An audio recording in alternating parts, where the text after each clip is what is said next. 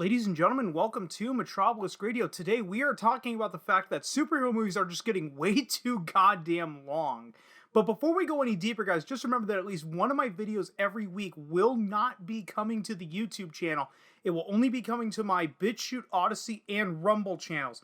So if you are watching this on YouTube and you are not following me on at least one of those three platforms, the links to those are down in the description below. But anyway, guys, let's get into this article here from Game Rant, and that is superhero movies are getting way too long. The MCU and DCEU are huge, but as the films get bigger, they also get longer. With runtimes nearing the 3-hour mark, it's time to rein them in. And before we go any deeper, I'm just going to say right off the bat, I'm already going to agree with that statement. You know, it's finally time to start reining them in. You know, you can't continue to make 3-hour epics and expect the normie casual audience to stick around, because are they going to really sit through a 3-hour Batman movie? Maybe. We're just gonna have to wait and see with that one. Movies generally have an accepted time range from around 90 minutes to just over 2 hours. But in or outside of that range, the length of a film has a huge effect on its pacing and impact.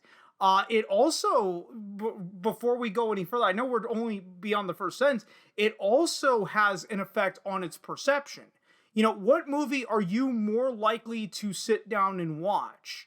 A 90-minute comedy in the like Office Space, or a 3-hour epic a la The Good, the Bad, and the Ugly?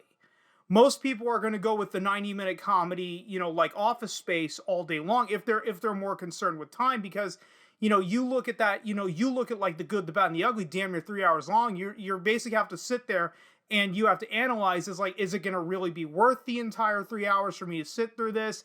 Nah, I'm just gonna go with the 90-minute option, because even if the movie is bad, it was only an hour and a half. It wasn't 3 hours of my life. But anyway, I've tangented.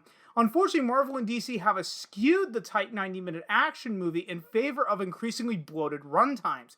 Recently, the runtime of Matt Reeves' upcoming film, The Batman, was revealed to be 2 hours and 47 minutes before the end credits. See, I'm gonna say right off the bat, that is too fucking long for a Batman movie.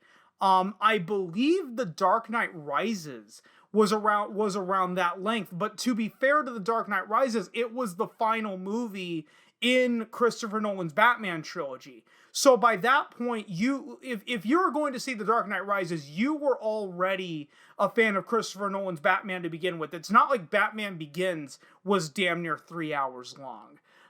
This would make the film the third longest running superhero film yet released, but it also serves as a hallmark of a distressing ongoing trend. As of the release of Eternals last year being 2021, the entirety of the Marvel Cinematic Universe film saga would take a whopping 59 hours and 29 minutes to watch. That's 27 films with an average running time of 2 hours and 12 minutes. The DC Extended Universe, on the other hand, would take a total of 26 hours and 28 minutes, about half the runtime of the MCU, but with only 11 films, leading to a higher average running time of 2 hours and 24 minutes. Of course, the totals and averages are slightly weighted by the outliers. The two longest superhero films of all time, Marvel's Avengers EndGame, sat just over 3 hours. This was theoretically justified by the fact that the film was a triumphant fireworks display celebrating the franchise's success, but it was still an unwieldy beast of a film. Fans were sharing bathroom break schedules because simply human biology would disallow most from enjoying the whole thing in one sitting, and we will get more into that, by the end of this. Just trust me on that. DC's longest project trumps even that length with the ridiculous 4 hours and 2-minute runtime of Zack Snyder's Justice League. These are outliers, but entirety of the genre has a problem with restraint in this department. And to be fair to Avengers Endgame, that was the conclusion to an 11-year storyline. So you were going into Avengers Endgame, you were already a fan of the MCU. Going into Zack Snyder's Justice League, you were that type of person that already wanted Zack Snyder's Justice League. Now, I will give you that 4 hours and 2 minutes is rather ridiculous, and I've heard that the first 2 hours of that movie could have pretty much been, boiled down to 45 minutes, and nothing would have been lost. So there's always that to consider. Pacing is so important when it comes to action movies, and perhaps even more so when it comes to the superhero movie subgenre. Superhero movies are expected to divide their time between the action and the more domestic aspects of the hero's life, and striking a balance there is key. If a superhero movie lets the pace fall flat, it can be impossible to regain an audience's attention once it's been lost. The longer a film runs, the harder it can become to keep an audience consistently engaged throughout. Some films are better put together than others. Sometimes it's extremely easy to determine where cuts can be made. Oftentimes, the entire film feels essential. Obviously, a short film is not inherently better than a long film, but one measure of quality is whether a film justifies the time investment it takes up. The longer the film goes on, the more space needs to be filled. A great example of the power of an expedient running time is John Wick. At 1 hour and 41 minutes, it's shorter than the shortest of both Marvel and DC's catalogs. While the sequels both expand beyond the 2 hour mark, the original John Wick is a tight, well-paced, non-stop action thrill ride. There's little to no time wasted in this film. It's hard to imagine any substantial cuts being made. While Wick isn't a superhero movie, it's one of the defining voices in action cinema of the modern age. And just remember that John Wick is not the most original movie. I'm just gonna say this: John Woo did John Wick like 20 years before John Wick. By establishing its narrative stakes, backstory, internal mythology, and simple narrative with efficiency, John Wick cuts out any fluff that could distract from the main draw of the film. Most superhero movies are based around characters that fans already know and love. In fact, when it comes to Batman, Superman, Spider-Man, or the other biggest names, well, those are your three biggest names right there. Your three mainstream superheroes have always been Superman, Batman, and Spider-Man. Everybody else is pretty much nobodies. It would be hard to imagine anyone who hasn't heard the basics of the heroes. Even when the heroes are less well known, some filmmakers can do impressive work with pacing. Perhaps the best-paced superhero movie of recent memory is James Gunn's 2014 film Guardians of the Galaxy. Again, the author's opinion, not my own. Even though Guardians of the Galaxy was a good movie, but I say it's good because Guardians of the Galaxy is basically the closest thing to Farscape that we're ever going to see on the big screen. In an impressive feat, the film introduces 5 previously unknown heroes, establishes their personal journeys, establishes the threat, and plays out an epic adventure, all in almost exactly 2 hours, 10 minutes short of the MCU average.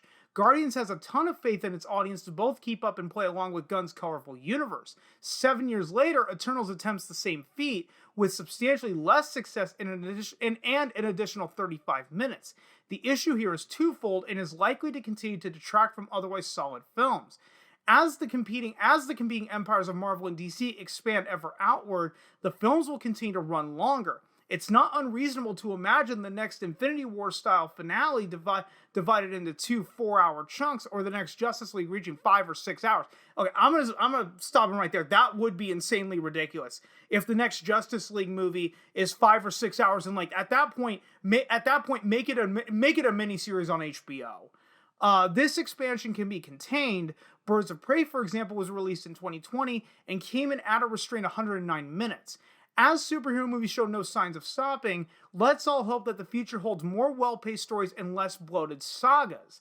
Now, the reason I wanted to cover this is because I did an interview at this point. I want to say it was a couple of months ago. It might have been 2 or 3 months ago. I can't remember the exact day.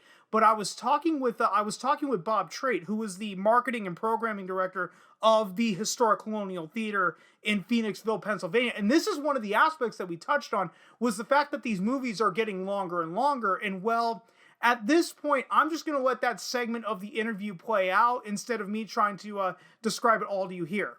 The movies are getting longer, and that's becoming a very tough part. Like, Marvel is trying to give us so much. They're trying to do what they did in the 1950s with like Ben-Hur and The Longest Day. But what they're not doing, what those movies did do, is they gave you an intermission, and Yes. they gave you an act. They ended an act with a finale that made you want to come back after a 15 to 20 minute intermission. reload Mhm. your popcorn and soda and come back, go to the bathroom, take a break. They're not adding that act break, and they need to. They need if they're going to give us a 2.5 hour movie like Eternals. That's all new characters, and you're Mhm. expecting us to come in because you've got the word Marvel in front of it. That worked for Guardians of the Galaxy, but I'm not hearing my friends and people say, "Oh my God, Eternals like redefined the superhero genre for me," and anything like that. They're not saying. I'm not hearing that. So if Disney and the other studios like Bond was 2.5 hours. Mhm. Give us that act break. Give us that Lawrence of Arabia moment. Where we And remember, freeze. James Bond movies at one point in time never exceeded 2 hours. Yeah, The longest was Pierce Brosnan. And you can watch that full interview on every platform that I am currently on, with the exception of BitChute. And the only reason it's not on BitChute, guys, is because of BitChute's upload limit. I can't upload any video that is larger than 2 GB. And unfortunately, that interview, because it went for so long, exceeded well over 2 gigs. But but guys, at this point, let me know what you think about longer movies. Do you like the fact that the movies are getting longer, or do you think that these movies need to be constrained? I'm in the camp of these movies need to start getting constrained, because also what it means for the fact that these movies are getting longer and longer means that the budgets are only getting bigger and bigger. If every movie you make has to make $1 billion to break even, then your industry is not sustainable to begin with. Um, I think we're at a point now with the theatrical market the way it is. The theatrical market in absolute shambles, and even Bob Trait agreed that the theatrical market. With regards to the theatrical market, he said something to the effect of that he doesn't believe that any new theaters are going to be cropping up. So what the studios are going to have to do is they're going to have to rein their budgets in, which means they're going to have to rein in their ambition. They're going to have to find new ways to make these big epic superhero movies on a smaller scale. They've done it once before. They've done it many times before. The Blade movies weren't the longest movies in the world. I don't think any Blade movie really exceeded 2 hours. I could be wrong. I know the first movie never exceeded 2 hours. I'm just gonna confirm that with Blade 2, because I think Blade 2, Guillermo del Toro's Blade 2. I know you guys can't see my screen, but I am typing it in, and IMDb is being slower than shit. Yeah, well, yeah, Blade 2 was only an hour and 57 minutes. I think Blade Trinity was the only one that went beyond 2 hours. No, Blade Trinity, hour 53 minutes. So there was a time where like 2 hours was the acceptable was the acceptable runtime. And as I brought up at the very, very beginning of this, the longer your movie runs, they say here it was right in the first sentence. It's right here. The length of a film has a huge effect on its pacing and impact, and they're not wrong on both the pacing and the impact, and impact in particular, because how many people are going to sit down and go, oh, do I really want to watch this? Like, do I really want to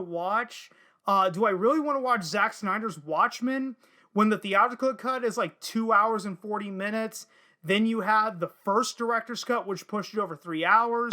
Then you had the ultimate cut, which pushed it to what was it, like 3.5 hours, somewhere around there.